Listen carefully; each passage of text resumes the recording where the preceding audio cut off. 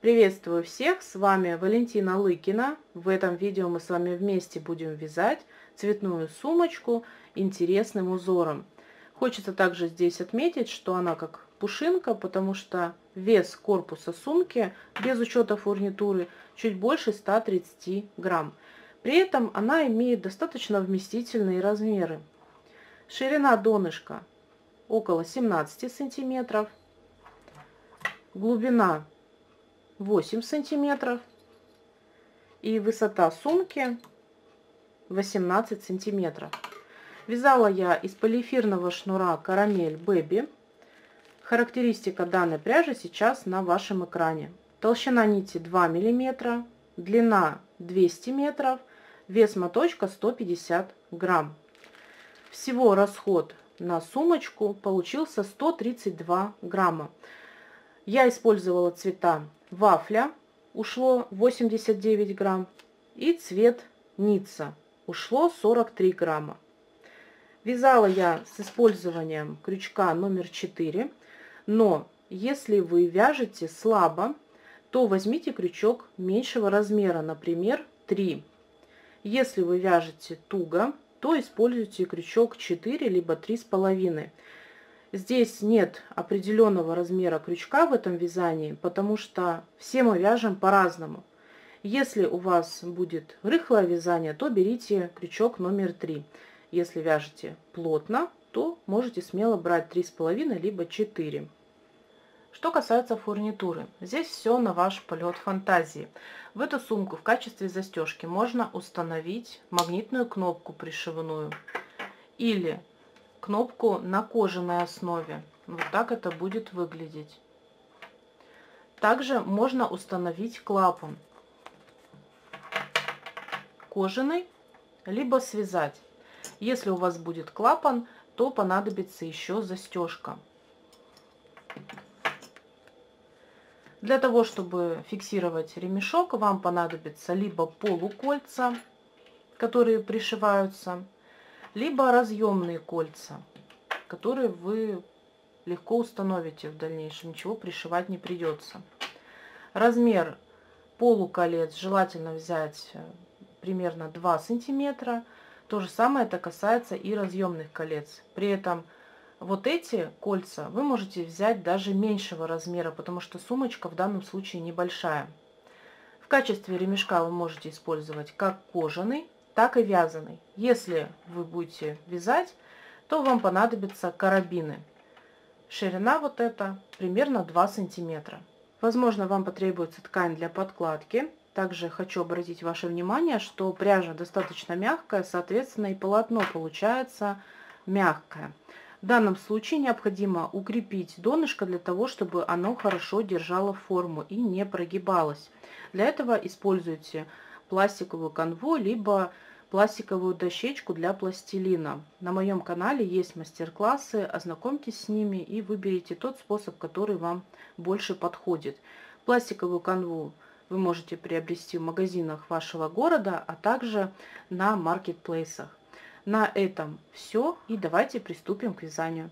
Где приобрести материалы для вашего вязания, ссылку на сайт производителя я для вас оставила в описании под этим видео. Там же вы найдете промокод на 10% скидку. Приступаем к вязанию. Традиционно в самом начале необходимо подготовить донышко. Его размер и форма может быть абсолютно любым. Главное, чтобы в последнем ряду количество петель делилось на 4, так как раппорт узора у нас составляет 4 петли. Размер моего донышка следующий. Ширина составляет 17,5 см и глубина 9 см. Для вязания такого донышка я в самом начале отмерила вспомогательную нить около 50 сантиметров, набрала цепочку из 15 воздушных петель и провязала 7 рядов. Мастер-класс по вязанию овала есть на моем канале, и ссылку я оставила в описании под этим видео. Всего я связала 2 таких донышка и выполнила определенное укрепление. На одно донышко у меня ушло примерно 18 грамм полиэфирного шнура Карамель Baby 2 мм. на 2 донышка, соответственно, 36. Ну и плюс здесь у меня обвязка из одного ряда. Я записала мастер-класс по укреплению донышка. Обратите внимание, что оно достаточно такое плотное. Если вы хотите тоже укрепить и в дальнейшем не делать подкладку, то откройте видео. Ссылка есть в описании под этим видео. И по мастер-классу выполните все действия, которые я там показываю. Начинаем формировать корпус сумочки после донышка. Здесь у меня недовязан ряд. И закрыть его необходимо следующим образом. Когда вы будете провязывать последний столбик, вы его провязали, и рабочую петлю мы вытягиваем незначительно. Затем вынимаем крючок, находим первый столбик и второй. Между ними верхняя петля. Получается, от этого края это вторая петля. Вводим крючок с изнанки на лицо, таким образом, чтобы он прошел между первым и вторым столбиком. Подхватываем петлю, которую здесь оставляли, и протягиваем на изнаночную сторону. В данном случае ряд закрыт, и с этого момента мы начинаем формировать первый ряд узора. Необходимо провязать полустолбики с одним накидом. Сейчас на крючке у меня будет считаться как накид. И я ввожу крючок в ту точку, откуда вышла эта петля. Вот здесь у меня закрытие ряда, и вот сюда входила эта петля. Соответственно, под эту петлю основания я ввожу крючок. Здесь располагается у меня рабочая нить. Я ее подхватываю и протягиваю. Сейчас на крючке у меня 2 петли. Я захватываю рабочую нить и провязываю через 2 петли на крючке. Так я сформировала подъемный столбик. На подвижную петлю, которая на крючке, зафиксируйте маркер. Маркер зафиксирован, и мы начинаем вязать первый ряд узора. Делаем накид, находим следующую точку основания, следующую верхнюю петлю, которая состоит из 2 нитей, вводим под нее крючок, захватываем рабочую нить и вытягиваем. На крючке сейчас рабочая петля, накид и вытянутая петля. Всего 3 петли. Захватываем рабочую нить и протягиваем ее через все петли на крючке, в том числе и через рабочую. Так мы провязали полустолбик с одним накидом. Делаем накид, вводим крючок в следующую петлю основания за 2 нити. Подхватываем рабочую нить, протягиваем ее, на крючке 3 петли. Захватываем рабочую нить и провязываем через все петли на крючке. Также очень важно вот эту петлю рабочую не перерастягивайте, иначе у вас вот эти петли будут слишком большие, и при вязании дальнейших рядов образуются большие отверстия. Подтяните рабочую петлю на крючке, сделайте накид, введите крючок в следующую петлю основания, захватите рабочую нить, вытяните и обязательно при этом проверьте, чтобы вот эта петля не была какой-то гигантской. Только после этого захватываем рабочую нить и провязываем полустолбик. Так вы вяжете до конца этого ряда полустолбики с накидом. Провязав первый ряд, убедитесь, что в основании все петли провязаны, а также пересчитайте количество полустолбиков, которые вы провязали. Это число, напомню, должно делиться на 4. У меня после провязывания первого ряда всего здесь 68 полустолбиков. Закрываем ряд следующим образом. Вытягиваем рабочую петлю на крючке, вынимаем крючок и вводим его с изнанки на лицо под петлю, где зафиксировали маркер. Эта петля располагается между первым и вторым столбиком. Захватываем петлю, которую оставляли, и протягиваем ее на изнаночную сторону. Во втором ряду нам необходимо сменить цвет. Это значит, На данном этапе мы вводим новый оттенок. Оставляем хвостик около 5-7 сантиметров, захватываем и протягиваем через петлю, которая на крючке. Вот так у вас все должно получиться. Далее необходимо вот эту петлю другого оттенка подтянуть, чтобы она спряталась внутри вязания. Для этого мы берем пряжу того оттенка, которым вязали, и подтягиваем. Важно, чтобы этот оттенок вот здесь тоже не вылез. Все должно быть в меру. Далее переворачиваете и завязываете узелок, используя хвостик и пряжу того оттенка, который мы вязали.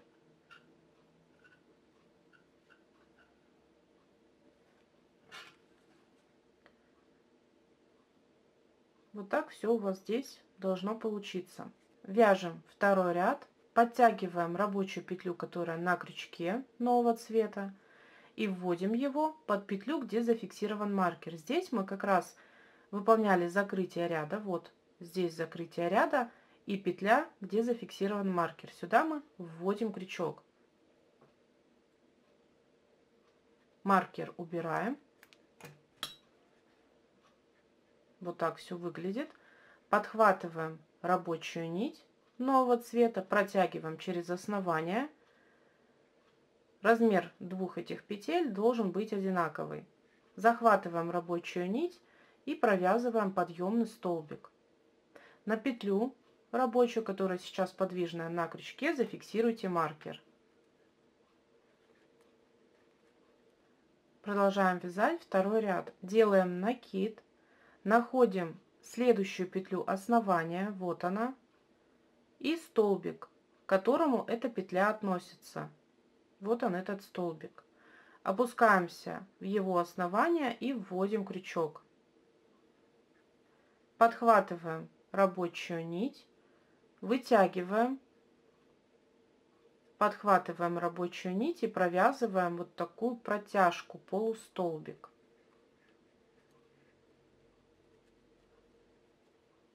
Далее делаем накид и вводим крючок в следующую петлю, которая относится к следующему столбику. Также задвините, захватываем рабочую нить, вытягиваем, подхватываем рабочую нить и провязываем очередной полустолбик.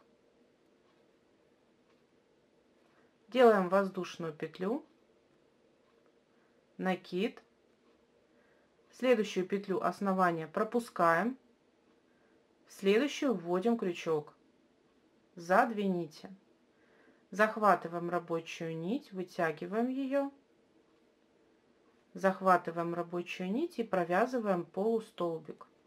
У нас получилось здесь такое небольшое окошко. Двигаемся далее, делаем накид, находим следующую петлю основания и столбик, к которому относится эта петля. Вот он, этот столбик. Вводим крючок в его основание. Захватываем рабочую нить, вытягиваем, захватываем рабочую нить и провязываем через все петли на крючке. Делаем накид. В следующую петлю основания мы вводим крючок. Задвините, захватываем рабочую нить, протягиваем, захватываем рабочую нить и провязываем полустолбик. Выполняем воздушную петлю, накид. В основании пропускаем одну петлю и в следующую вводим крючок. Захватываем рабочую нить, вытягиваем, захватываем рабочую нить и провязываем полустолбик. Как вы уже заметили, то мы провязали несколько раппортов. Сейчас обратите внимание на основание вот это. У нас раппорт состоит из 4 петель. Вот она, первая петля, вторая, третья и четвертая. Далее начинается такой же раппорт. Раппорты можно считать и вот так. 3 полустолбика и воздушная петля. Можно вот так считать, по нижней части. Вы не только вяжете в верхней части, но и считаете по низу. Если вот эти столбики вам непонятны, как опускаться вниз, то провяжите здесь первый, а затем, когда вторую протяжку здесь будете вязать, отсчитываете первая, вторая, третья и в четвертую вводите крючок. Этот момент тоже проверяете. Продолжаем вязать. Далее у нас такой же длинный полустолбик. Делаем накид, находим следующую петлю основания, столбик, к которому эта петля относится, и под него вводим крючок. Провязываем длинный полустолбик. При этом опять давайте посчитаем. Первая петля, вторая, третья, четвертая, и вот здесь начинается следующий раппорт. Так вы вяжете до конца этого ряда. Также контролируйте, чтобы вот эти верхние петли у вас не были перерастянуты. Провязав второй ряд, убедитесь, что все столбики лежат друг к другу плотненько, верхняя петля не перерастянута, и если это произошло, то необходимо либо вязать плотнее, или просто поменять крючок на меньший. Далее мы переходим к завершению второго ряда. В конце у нас вот такой фрагмент. Короткий полустолбик, длинный и опять короткий. В самом начале такой же фрагмент провязан. А это значит, в промежутке между двумя этими фрагментами мы должны сформировать вот такое окошко. В основании у нас одна петля будет пропущена, а в верхней части мы провязываем одну воздушную петлю. Далее закрываем ряд следующим образом. Всегда это делается одинаковым способом. Мы вытягиваем рабочую петлю на крючке, вынимаем крючок, вводим его с изнанки на лицо между первым и вторым столбиком, там, где у вас зафиксирован маркер, под верхнюю петлю.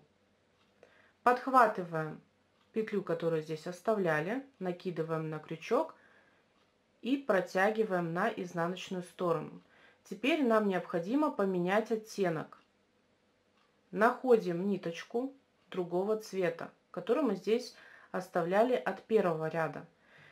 Перед этим убедитесь, что у вас здесь ничего не перерастянуто. Если это произошло, просто подтяните за рабочую нить другого оттенка. Затем мы ее подхватываем и протягиваем через петлю, которая была на крючке. Так произошла смена оттенка. Далее берем нить, которую мы сейчас вязали, перекидываем ее за пределы вязания, где мы сейчас будем вязать третий ряд.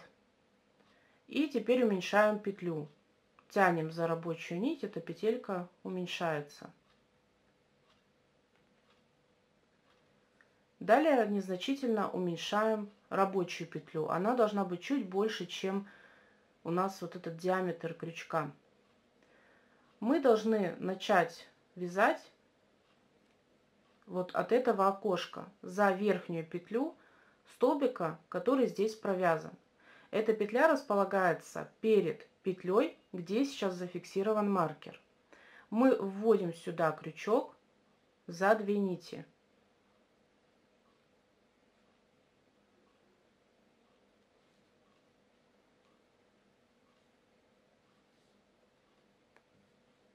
Вот так должно все здесь выглядеть. Эта ниточка, та протяжка, за счет которой мы закрывали ряд. Можете сделать это и другим крючком. Захватываем рабочую нить нового цвета, протягиваем через основание. У нас на крючке теперь 2 петли. Мы захватываем рабочую нить и провязываем подъемный столбик. На рабочую петлю, которая сейчас подвижная на крючке, зафиксируйте маркер. Снимаем его с этой области и переставляем на рабочую петлю. Еще раз вот здесь все подтягиваем, перекидываем нить от прошлого ряда в другую сторону и вяжем третий ряд. Здесь нам необходимо провязывать такую же схему узора. Единственная разница с предыдущим рядом — это вязание в шахматном порядке. Там, где вы вязали в прошлом ряду длинный столбик протяжку, в верхней части мы провязываем окошко вот такое, формируя одну воздушную петлю, а в нижней части пропускаем одну петлю основания. А там, где в прошлом ряду формировали окошко, воздушную петлю и в основании пропускали петлю, здесь мы наоборот провязываем вот такой столбик протяжку. Сейчас, естественно, все буду показывать. Подъемный столбик провязан сейчас над столбиком от предыдущего ряда. Обратите внимание, что далее длинный столбик располагается. В верхней части мы провязываем одну воздушную петлю, накид. В основании мы пропускаем верхнюю петлю, которая относится к столбику протяжки, и вводим крючок под следующую петлю, которая относится к следующему столбику. За 2 нити. Подхватываем рабочую нить, протягиваем, подхватываем рабочую нить и провязываем полустолбик.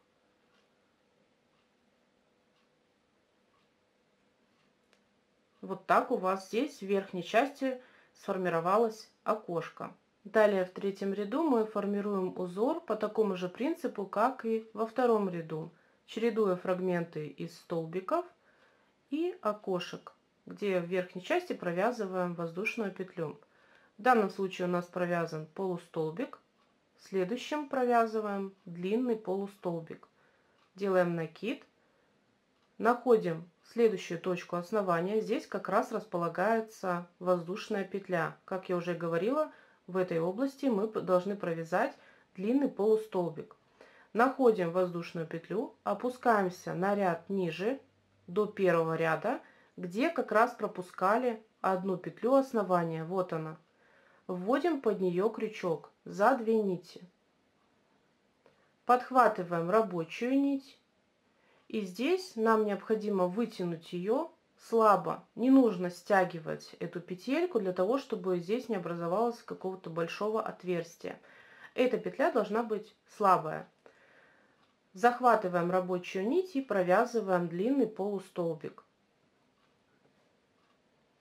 Далее провязывается обычный полустолбик. Делаем накид, находим следующую петлю основания, она относится к следующему столбику, вводим под нее крючок и провязываем полустолбик.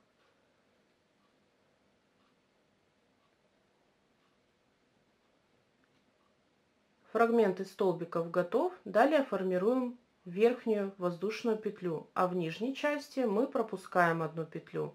И эта область как раз располагается над длинным полустолбиком предыдущего ряда. Провязываем одну воздушную петлю, делаем накид, в основании пропускаем петлю, где располагается длинный полустолбик, и под следующую вводим крючок. Эта петля относится к следующему столбику.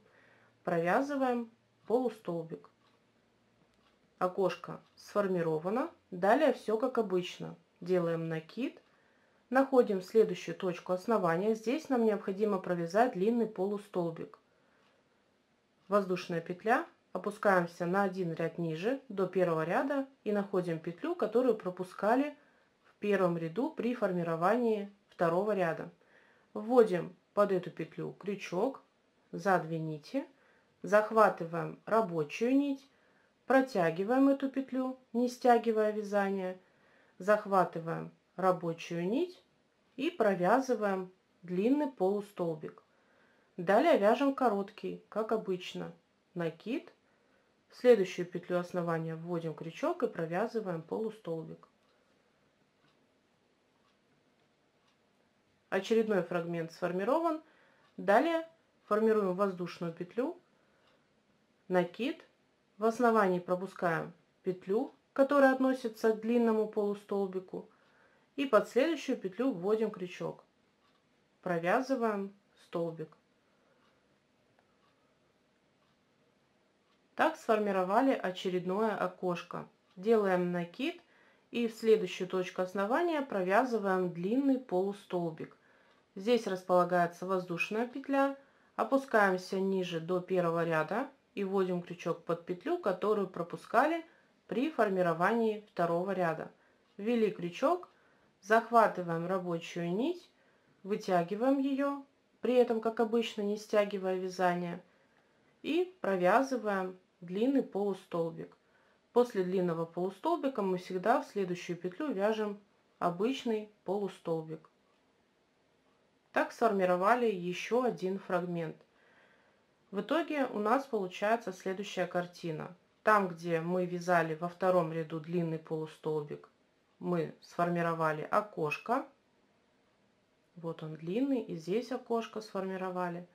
А там, где мы провязывали во втором ряду окошко, мы в верхней части сформировали длинный полустолбик.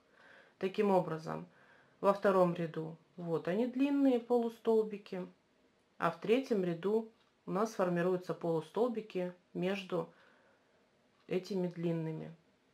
Так вот в шахматном порядке необходимо довязать третий ряд. Последняя петля третьего ряда будет длинный полустолбик. Здесь сформировали окошко, далее полустолбик и следующая петля длинный полустолбик. Делаю накид, опускаюсь в основание, здесь располагается воздушная петля, и опускаюсь до первого ряда, где пропускала одну петельку при формировании второго ряда. Ввожу сюда крючок и провязываю длинный полустолбик. Далее закрываем ряд, как обычно, вытягиваем рабочую петлю на крючке, вынимаем крючок, вводим его под верхнюю петлю, где зафиксирован маркер, за 2 нити. Подхватываем петлю, которую здесь оставляли, и протягиваем ее на изнаночную сторону. Далее необходимо выполнить переход на другой цвет, чтобы вязать четвертый ряд. Рабочую нить, которую сейчас использовали, перекидываем на эту сторону и поднимаем нить от второго ряда. Захватываем ее и протягиваем через петлю, которая была на крючке. Тянем за рабочую нить от третьего ряда, и эта петелька затягивается. Провяжем подъемный столбик, вводим крючок в предыдущую петлю от петли, где у нас зафиксирован маркер. Вот здесь мы закрывали ряд, и в эту точку мы вводим крючок за 2 нити. Вот так. Захватываем рабочую нить нового цвета, протягиваем через основание, вытягиваем эту петельку, 2 петли на крючке, подхватываем рабочую нить и провязываем подъемный столбик. Переставляем маркер на рабочую петлю, которая сейчас на крючке подвижная. Вяжем четвертый ряд. Здесь мы так же, как и в предыдущем, продолжаем формировать узор в шахматном порядке. Это значит, что там, где в предыдущем ряду провязывали окошки, мы формируем длинный полустолбик. А в тех точках, где вязали в прошлом ряду длинный полустолбик, в верхней части провязываем воздушную петлю, тем самым формируем окошко. После подъемного столбика, он же просто полустолбик с накидом, мы делаем накид и в следующую точку провязываем длинный полустолбик. Здесь как раз располагается окошко, мы находим воздушную петлю, опускаемся ниже и находим петлю, которую пропускали во втором ряду, чтобы сформировать третий ряд. Эта петля относится к длинному полустолбику. Вот он, длинный полустолбик, от него петля, которую пропускали, и в эту точку за 2 нити вводим крючок. То есть сейчас мы, в принципе, вяжем четко над вторым рядом. Захватываем рабочую нить, вытягиваем и формируем длинный полустолбик. Делаем накид и в следующую петлю основания провязываем полустолбик. По узору далее формируем одну воздушную петлю. Для того, чтобы сформировать окошко, над петлей, который относится к длинному полустолбику. Делаем накид, в основании пропускаем петлю, которая относится к длинному полустолбику предыдущего ряда, и под следующую вводим крючок. Провязываем полустолбик. Далее по узору у нас вяжется длинный полустолбик. Делаем накид, находим следующую петлю основания, здесь воздушная петля, опускаемся на ряд ниже и находим петлю, которую пропускали при формировании второго ряда. Вводим под нее крючок за 2 нити. Эта петля относится к длинному полустолбику второго ряда. Провязываем длинный полустолбик. Далее вяжется просто обычный короткий полустолбик в следующую петлю. Провязали. И как вы уже заметили, то в 4-м ряду у нас вот эти участки формируются четко над такими же фрагментами из второго ряда. Далее вяжем одну воздушную петлю, накид, следующую петлю основания пропускаем, эта петля относится к длинному полустолбику, и под следующую вводим крючок, провязываем полустолбик. Далее, как вы уже запомнили, накид и провязываем длинный полустолбик за петлю, которую пропускали при формировании 3-го ряда.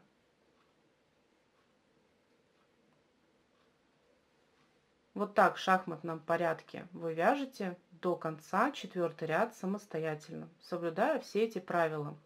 Прелесть этого узора в том, что здесь не расслабишься и всегда нужно контролировать, куда вы вводите крючок и какие петли провязываете. 4-й ряд закрывается точно так же, как и 2-й.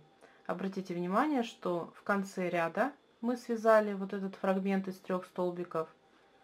И в начале ряда у нас провязан фрагмент из 3 столбиков. Между ними необходимо провязать одну воздушную петлю. В основании у нас остается 1 петля. Таким образом, в этой области будет сформировано окошко.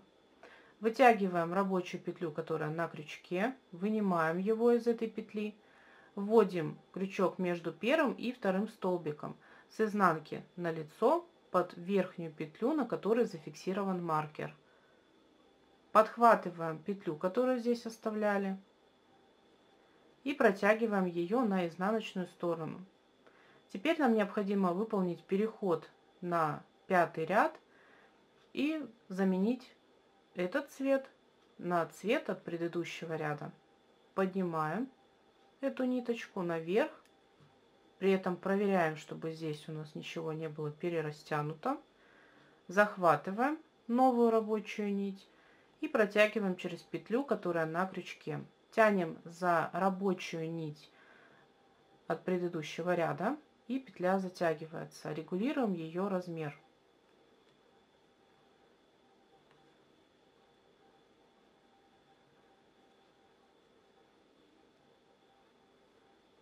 Откидываем в эту сторону, выравниваем размер рабочей петли и выполняем подъемный столбик на 5-й ряд.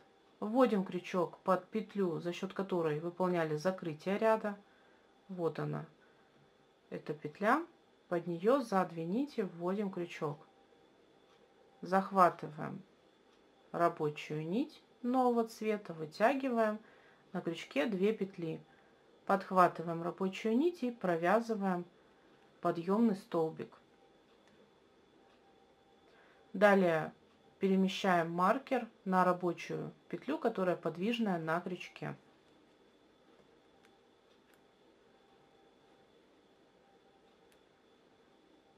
Все дальнейшее вязание заключается в формировании узора в шахматном порядке. Вы при этом используете принципы вязания и закрытия рядов из 3-го и 4-го ряда.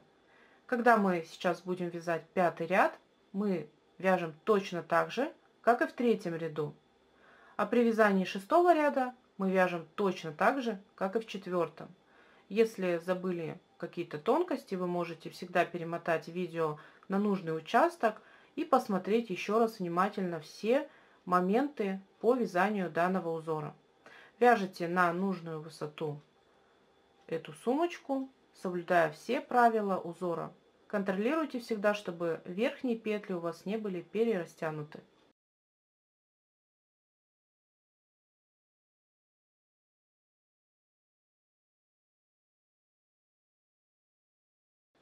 И вот так выглядит начало 5-го ряда, точно так же, как и вязали 3-й ряд. Вяжите сумку нужной вам высоты. Я всего провязала 24 ряда. Получается 12 рядов бежевым цветом и 12 рядов голубым. И высота сумочки у меня получилась практически 18 сантиметров. Далее 25 ряд, он будет последний при формировании узора. И этот цвет у меня будет бежевый. Так как донышко бежевого цвета, соответственно, и в верхней части я буду вязать тоже таким оттенком. Только в корпусе сумки у меня добавлялся голубой. Это значит, что далее он мне не пригодится, и я этого оттенка ниточку должна обрезать, оставив хвостик около 10-15 сантиметров. При вязании 25 ряда нам необходимо исключить формирование вот таких пустых окошек. Вместо них мы будем провязывать полустолбики. Смотрим на предыдущий ряд. Здесь необходимо было формировать такое окошко, но в этой области мы делаем накид и провязываем полустолбик вместо воздушной петли. Далее вяжем как обычно полустолбики, довязываем до вот этого окошка. Здесь формируем длинный полустолбик. Провязали.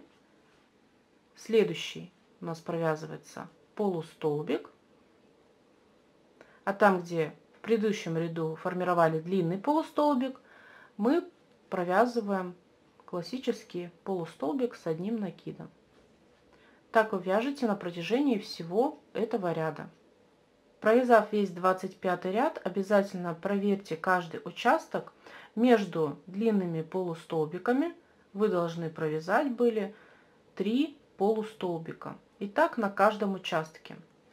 Здесь обязательно проверяем длинный полустолбик, 3 коротких, длинный. Далее до следующего у меня опять 3 коротких полустолбика. На данном этапе зафиксируйте на рабочую петлю, которая подвижная на крючке, маркер. Это первая петля обвязки. С этой петли мы сразу переходим на обвязку. Находим первый столбик и второй. Между ними верхняя петля. Под нее вводим крючок с лицевой стороны на изнаночную. Между двумя столбиками за верхнюю петлю. Подхватываем рабочую нить, протягиваем через петли основания, а затем через рабочую петлю на крючке, там, где зафиксирован сейчас маркер. Так мы провязали первый соединительный столбик. Вводим крючок под следующую петлю за 2 нити между двумя столбиками. Подхватываем рабочую нить и протягиваем сначала через основание, а затем через рабочую петлю на крючке. Так провязали еще один соединительный столбик.